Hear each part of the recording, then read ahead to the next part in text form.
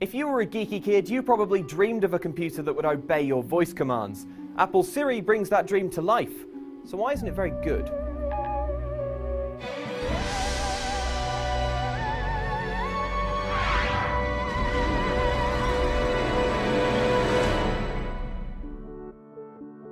In 2011, Apple revealed the highest profile voice assistant yet, but anyone who's used Siri will know it often gets it wrong, misunderstands, or fails to perform as advertised. What is it that makes Siri's job so complicated, and what does Siri need to improve? Siri's first job is speech recognition, also known as ASR. It breaks down audio into bite-sized sounds which get checked against a vast database of spoken language. The process is extremely sophisticated, though because it processes data online, the system falls down if you've got no reception.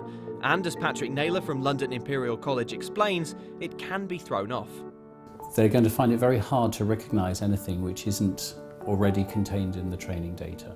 So if they come across unexpected accents or unexpected noise sources in the audio, then it doesn't recognise them.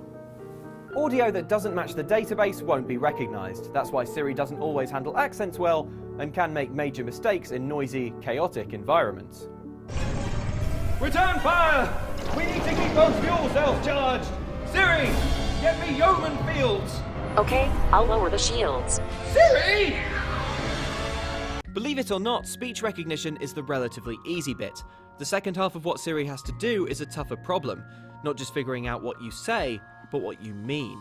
So this is natural language understanding, NLU, where we're really trying to do something useful with the information that we've obtained. Siri has to deduce the intent behind your words. If you ask Siri for 2 tickets to a top-grossing film at 9 PM within a mile of your house, it has to identify from that jumble of words that what you want is to book movie tickets.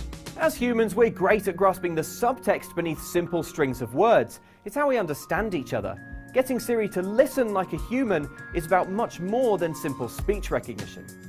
So the natural language understanding part of it is a much harder problem, and it's with that most people, I think, feel dissatisfied at the current time from these services which are available.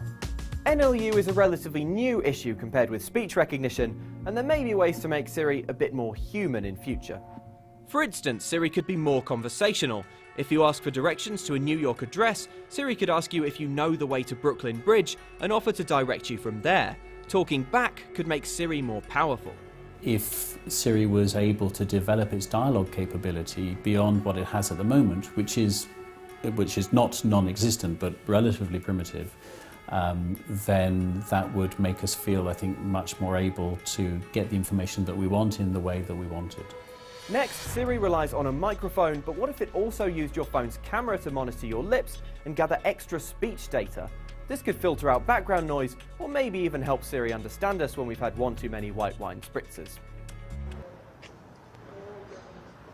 Siri, I need to know everything you can tell me about monkeys. I need to know what they eat. I seriously cannot wait for the robot uprising. Finally, Siri performs better the more it knows. If we want futuristic voice-controlled assistants, the price we pay may be our privacy.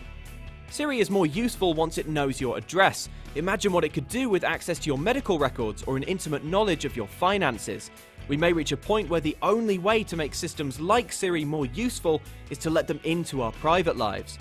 Whether we're comfortable with that is something we'll need to decide, and soon. So we've got to get a match between what are our expectations and what are our concerns, particularly about privacy, and how do we align those, because we can't have it both ways. Do you think Siri will get better or not? Let me know and check back next time for another adventure in tech.